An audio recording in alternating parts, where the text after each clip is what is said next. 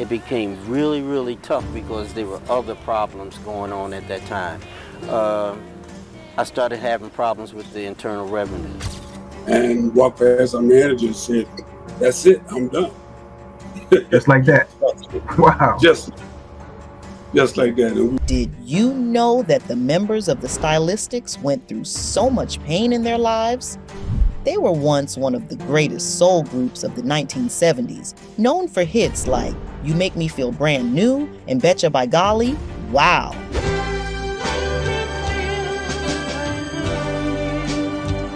Behind the success, there were problems. From money disputes to the lead singer quitting during a show, no prior notice to his bandmates, and trust me, they didn't see it coming. What really happened to them? Why did their lives end in such a sad way? Let's find out. The Stylistics is one of the greatest R&B groups, known for their smooth love songs. But how did they start? It all began in Philadelphia, where the members were just high school students with a dream. They didn't know they would become famous one day. In 1968, there were two different singing groups, the Percussions and the Monarchs. Most of the members went to Benjamin Franklin High School. The school had talent shows, and both groups would perform. The high school that most of the guys went to was Benjamin Franklin High School. And at the end of that year, we lost some of the members going to college and some of the members going to Vietnam. But things changed when some members left. Some went to college, and others had to serve in Vietnam. This left both groups with fewer members. That's when a school teacher had an idea. She suggested combining the remaining members into one group. Now, they needed a name. A guitar player named Robert Douglas came up with the Stylistics. It was a perfect name, and it stuck. This was the beginning of something special. They had the talent, the passion, and the name, but they needed a hit song.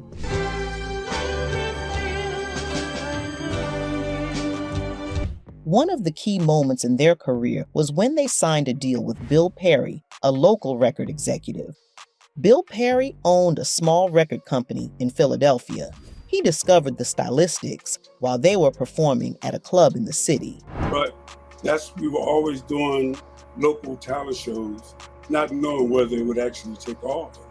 And a guy by the name of Bill Perry approached us to record. After seeing their talent, he approached them and asked if they were interested in recording a song. The group was excited and said yes. Bill then asked if they had any original material. Fortunately, Robert Douglas, a guitarist in the group, had written songs that they could use. With their own musicians, they went into the studio to record. It was a simple and low-budget session. The total cost of recording was around $500, which was a small amount even at that time. Yeah. And went into the studio with our own musicians, and I think the session cost Bill $500 to record the record. Back then, wow. After recording, they went on their first tour in Newport, Rhode Island. They were young and just happy to be performing. Their families called and said, "Your song is playing on the radio in Philadelphia. It's a hit." The group was thrilled. Their hard work was paying off. Bill Perry released the song on his own label and later made a deal with Avco Records, a bigger company. Avco paid him $10,000 for the rights to the song. After making the deal, Bill Perry disappeared. The Stylistics never saw him again. He took the money and walked away. Yeah, he made a deal with Avco Records to send the record back. So Avco gave him $10,000. Even though the group had recorded the song, they did not receive any of the money from that deal. The only person who continued to earn royalties was Robert Douglas, since he was the songwriter. Bill Perry might have continued to receive money from the record, but the group never saw any of it. Even though they didn't make money from their first song, it helped them get noticed. Their music started spreading beyond Philadelphia to New Jersey, New York, and Washington, D.C. People loved their sound. The industry was tough, but they were determined.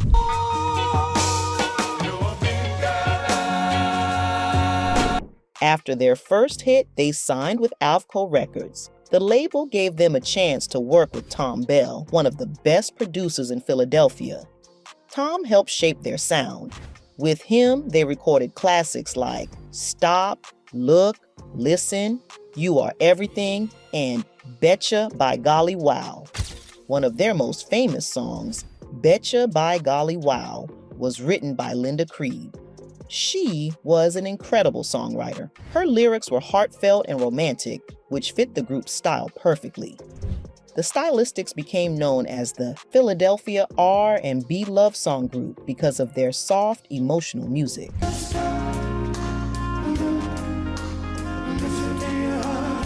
The Stylistics' success did not come without challenges. Like many other groups, they went through changes in their lineup. Russell Tompkins Jr. was the lead singer of the group, and his voice was a big part of their sound. However, things began to change over time. Russell eventually decided to leave the group. His departure was not sudden. It had been coming for a while. The group had noticed the problems and tried to work through them, but eventually he left. When he just left, we were on stage and he walked off halfway through the song. Russell's exit happened in an unexpected way. The group was performing in Cleveland, Ohio. In the middle of a song, Russell simply walked off the stage. As he passed their manager, he said, "That's it, I'm done." Just like that, he was gone. The rest of the group was shocked. They looked at each other trying to understand what had just happened. Luckily, they had already been preparing for a situation like this. They had met a singer named Eben Brown, who had a similar voice to Russell. Since they knew Russell might leave, they had asked Eben to be ready. When Russell walked away, they quickly brought Eben in as his replacement. Within a week, the Stylistics were back on stage with a new lead singer. And the first few times we went on without Russell, you can hear the disappointment in the audience when we came out on stage and they didn't see him. At first, the audience was disappointed when they didn't see Russell on stage. He had such a unique voice that people immediately noticed his absence. But once they heard Eben sing, they started to accept him. The group's goal was simple. As long as they could sound like the records, they believed the fans would stay with them. Another challenge the legendary group faced was Russell refusing to sing all the songs. This happened before he left the group. He said he was tired and didn't want to sing everything anymore. But how can you not sing when you are the main voice people expect to hear? Fans come to shows wanting to hear the songs they love, and if you don't sing them, it can cause problems. What Eben was doing, he was doing songs Russell just refused to do. At first, it was a small issue, but over time, things got worse. The group started to feel the tension. There was no big argument or fight, just a quiet distance growing between everyone. It got to the point where if Russell didn't leave, others were ready to walk away. Nobody wants to stay in an uncomfortable situation for too long. It wasn't about anger, just about things not working anymore. The good thing is that despite everything, everyone remained friends. The group still respected each other. Even though Russell had his own issues, the other members didn't hold any grudges. If he called today, they would still have a conversation with him. I don't lose any sleep, trying to wish bad things on him. If he called me today, I would have a conversation. But Russell explained about the situation during an interview. According to him, things were not working the way they used to. He had money problems, and other things in his life were falling apart. It felt like everything was going wrong at the same time. Russell had always worked hard, but now nothing seemed to go right. Stress was building up inside him, and he didn't even realize it. It kept getting worse every day. He didn't know how much it was hurting him until it started affecting his voice. Singing was not the same anymore. His voice didn't sound right, and his performances were not good. My everyday life wasn't going well, and the pressures of that put something on me that I've never felt before. I would go out on the road, and all of a sudden, I couldn't sing. Things got so bad that Russell started praying. He asked God to help him. His voice was completely gone. He would come home after a show, rest for a few days, and then his voice would return a little. Just enough for him to go back on the road. But as soon as he started singing again, it would disappear. It kept getting worse. He knew that he couldn't go on stage and give a bad show to his fans. And that is when he made a tough choice. Right there on stage, he said, "Thank you, everyone. It's been a great journey, but Russell is going home." It shocked the audience, but deep inside, he knew it was the right thing to do. Well, I was working in St. Louis, and I went on stage and I told the people, "Thank you very much. It's been a wonderful time, but I'm going home. Goodbye." Finally, Russell quit for good. The very next day, he felt like a heavy weight was lifted off his shoulders. It was a strange feeling. He had been singing his whole life, but now he didn't care if he ever sang again. All he wanted was to feel at peace. More than anything, Russell just wanted to be happy. Back in the day, the Stylistics recorded hit songs one after another. Linda Creed played a huge role in it. Linda and Thom worked together like a perfect team. She would write the lyrics and he would put them to music. Sometimes she would bring him lyrics and he would say, "It's not quite right yet." She would go back, fix it, and bring it again. Linda Creed was a fascinating writer. We would sit in Tommy's office, and a lot of them songs were just being created at that time. Russell would come to the studio, sit with Thom, and learn the songs. He needed to understand what the song was about and how to sing it. Once he got it, he would record his vocals. But here's something most people don't know. The rest of the Stylistics never actually sang on the records. That might be surprising, but it's true. Thom Bell didn't like the sound of the other members' voices. At the time, I didn't really understand what he was doing, but I knew that I should keep my mouth shut. So instead of having them sing in the background, he used other singers. This was different from groups like the Spinners, who sang their own background vocals. But Thom Bell wanted a specific sound, and he made sure to get it. After Thom Bell left, Hugo and Luigi stepped in to produce the Stylistics music. That was around 1974. That was also when the band first started having problems with record companies. Hugo and Luigi were a little old-fashioned for the band's taste. Their songs felt too cheesy and too pop sounding. Now, Hugo and Luigi, they had been around for a long time. Yeah. Mm-hmm. They had done some things that were also extra special. Of course, my favorite one is Elvis Presley's Can't Help Falling in Love. The Stylistics weren't feeling it. It was a different direction from what the band had been doing before. They had a certain sound, and it was important to keep that sound alive. They liked working with Thom Bell because he understood the band's style. He knew how to bring out the best in the band's voices. That's why the Stylistics had so much success with him. When Hugo and Luigi took over, things started changing. The music industry was shifting, and the band wasn't sure if it liked the direction it was heading. The Stylistics had to roll with it. That's why the band always tried to keep control over its own music. It wasn't me. It wasn't black enough. I mean, it was very, very corny. They can be too dramatic, too cheesy. The record company would come up with these songs, and the Stylistics had to be the ones to say, "This isn't for us." After Hugo, the band got to work with someone really respected, Teddy Randazzo. Those songs recorded with Teddy might be some of the best the Stylistics ever did. When the Stylistics worked with Teddy, the whole group performed, and the band really sounded its best. The group did 2 albums with him, and after that, the band moved on to Gamble and Huff. That's when Hurry Up This Way Again happened. The way Gamble and Huff worked was completely different from anything else the Stylistics had experienced. And Teddy Randazzo did 2 albums for us. And we went to Mercury Records then. And a lot of people don't know anything about these records, but when they hear them, they really enjoy it. At their label, everything was scheduled. They would tell the band, be here at 3:30 on Monday. The Stylistics would go in and they'd have songs ready.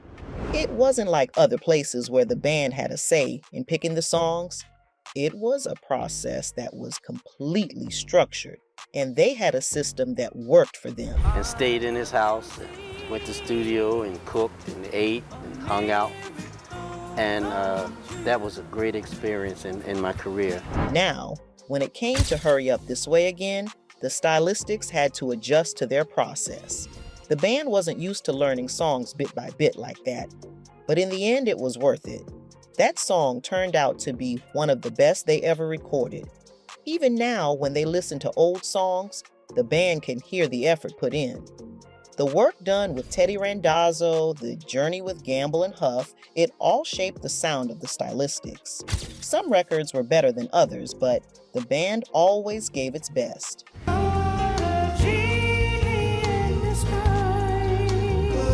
Russell was addicted to smoking and alcohol, but Russell stopped. According to him, it feels strange to think back and remember smoking while recording some of the best songs. People always said Russell's voice sounded smooth like butter. No one would think Russell was smoking all the time. But that's how life is. Everything seems fine until it isn't. Sometimes the damage happens slowly and no one notices until it is too late. After many years of touring and working in the studio, Russell's voice started to suffer. Even if you don't do that, even if you're not into drugs or drinking or smoking, that being on the road and being out there, singing night after night took a heavy toll, as earlier stated. By the year 2000, Russell's vocal cords were badly damaged. The pain and struggle became too much. This was heartbreaking for a singer who had given so much to music. While singer Arian Love had a very sad time in his life in 1995 when he lost his brother who had worked with him for 10 years. His brother was his valet, helping him with everything while he was on tour. Before Arian left for California, his brother was already sick, but he did not expect the worst. While he was far from home, he got a heartbreaking phone call. His brother had passed away. It was a shock, and it hurt deeply. 95, my brother used to be our valet. He passed, and he was sick when I left home. Losing someone so close made it hard for him to keep singing.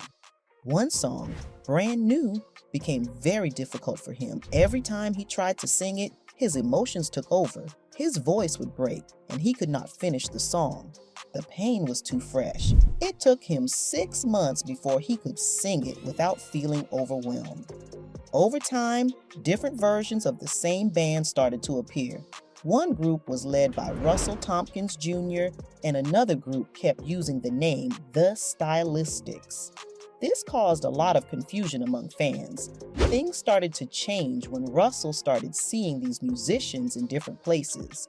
They would talk about the old days and how much they missed playing together. Some of them suggested starting a new group. At first, Russell Tompkins Jr. was not sure about this idea. It was a big decision, and it was not easy to make. I would see Raymond. He would come up and he'd say, man, when you gonna put the group back together? I said, I thought you didn't want to sing no more. He said, I want to sing with you. One day, Russell met Raymond Johnson, a musician who had also been part of the Stylistics. Raymond had a group called Portrait in Black. He had helped manage this group for a while in the past. Raymond introduced Russell to a singer named Jonathan Buxton. Jonathan was very talented, and he was looking for new opportunities. They believed that something special could come from this collaboration. So another guy that was in Raymond's group Portrait in Black is named Jonathan Buxton. We call him Falcon. He was in Portrait in Black. He brought him along with himself to put the new group together, the new Stylistics. Another person who never stopped encouraging Russell was Chris Peeler. Chris reminded Russell of the deep love for music. He believed there was still more to give. Slowly, Russell Tompkins Jr. started thinking about returning to music. It was not about money or fame. It was about passion. It was about doing something that brought happiness. After thinking about it for a long time, Russell finally decided to give it a try. This time, things felt different. There was no stress or pressure. It was just about making music and enjoying the process. This was how the new group, Russell Tompkins Jr. and the New Stylistics, was formed. It was a fresh start. This time, he was in control. There was no outside pressure. Everything was done in a way that made Russell Tompkins Jr. happy. It's been, 12 years now, 13 years, and I still feel that way. I've never worked with people who I've liked as much. You know, not just making music or anything like that. I like them. Over the years, many musicians and singers changed the way they performed songs. Some added their own style. Others sang or played differently from the original recordings. But Russell Tompkins Jr. did not want that. The goal was to stay true to the original sound. To achieve this, the group carefully studied their old records. They listened to every detail and practiced again and again until everything was perfect.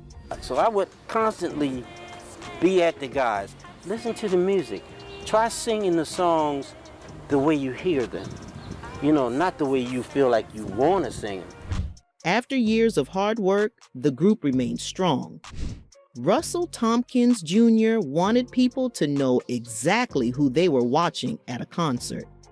The name Russell Tompkins Jr. and the New Stylistics made it clear. It was not just the Stylistics. This was a new beginning. It was important that fans knew the difference. While Aryan Love, on the other hand, said that it is not about competition, it is about making good music and keeping the legacy alive. Fans can choose which version of the Stylistics they want to support. The most important thing is that the music continues to bring joy to people.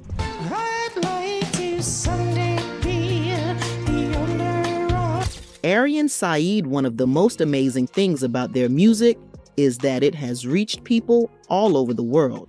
Even in places where English is not the main language, people still sing along to our songs. Japan, for example, has always been one of our biggest markets. We have been touring in Japan since the mid-1970s, and the fans there are incredible. They know every word to our songs.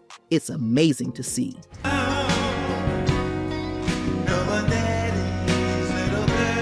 Over time, their music changed. Some of these changes upset fans. The group tried new styles, including disco and pop, hoping to stay popular. However, many longtime fans felt disappointed. They loved the original soft soul sound and didn't like the new direction. Some felt the group was losing its identity by moving away from what made them special. Others understood that music changes over time, but the debate continues. There have also been rumors of legal battles over money. Some reports suggest that former members of the Stylistics have taken legal action, claiming they were not paid what they were owed. These issues have followed the group for years. Fans have heard different stories, but the truth is not always clear. Original group stayed together for about 35 years. And over that period, we lost two of the original members, and we had another member come in by the name of Raymond Johnson. So Raymond Johnson and myself and another guy from Philadelphia put together the New Stylistics. Aging has also affected the group's performances. Singing high notes and delivering smooth harmonies is harder as vocalists get older. Some fans say the group still sounds good, while others think their voices are not as strong as before. Watching a beloved group struggle on stage can be disappointing, but some fans appreciate that the remaining members still perform at all. Finally, some people criticize the way the Stylistics' legacy has been handled. Some believe management has made decisions based more on money than on keeping the group's artistic vision alive. They worry that business choices have weakened the band's image. For a group with such a rich history, this remains a sensitive issue.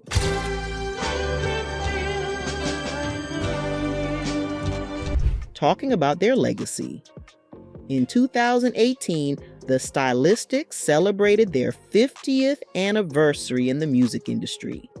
Their milestone was acknowledged at venues throughout the year during their 50th anniversary tour in the States and overseas. As of 2024, the remaining members of the original group, Love and Merle, joined by newer member Jason Sharp, are still performing, continuing the Stylistics legacy with their unit, while Tompkins and his new Stylistics continue to perform as well. James Smith and James Dunn are retired from singing.